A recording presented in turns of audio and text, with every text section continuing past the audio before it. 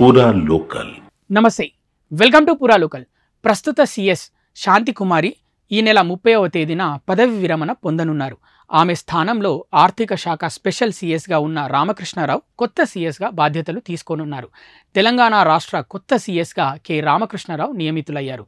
ఈ మేరకు తెలంగాణ ప్రభుత్వం ఆదివారం ఉత్తర్వులు జారీ చేసింది.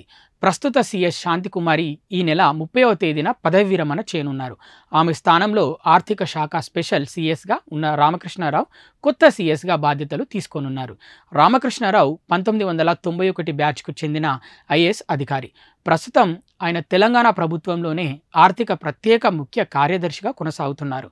2016 ఫిబ్రవరి నుంచి ఆర్థిక శాఖలో కీలక బాధ్యతలు నిర్వహిస్తూ వస్తున్నారు. ఆయన పదవీ కాలం ఈ ఏడాది ఆగస్టుతో ముగియనున్నది. పరిపాలనలో ప్రక్షాళన దిశగా ముఖ్యమంత్రి రేవంత్ రెడ్డి మార్పులు చేపట్టారు. ఈ మేరకు నిర్వహణ అవసరాల దృష్ట్యా పలువురు ఐఏఎస్ అధికారులను బదిలీ చేశారు.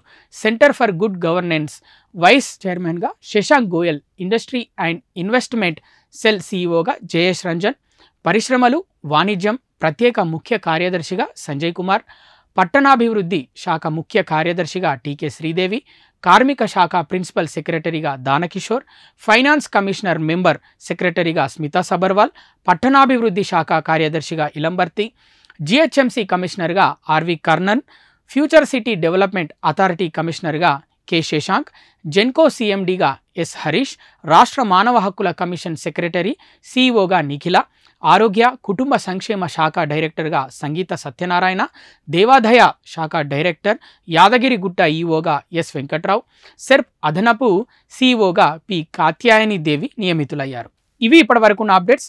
మరిన్ని అప్డేట్స్ కోసం చూస్తూనే ఉండండి పూరా local, your choice for local voice.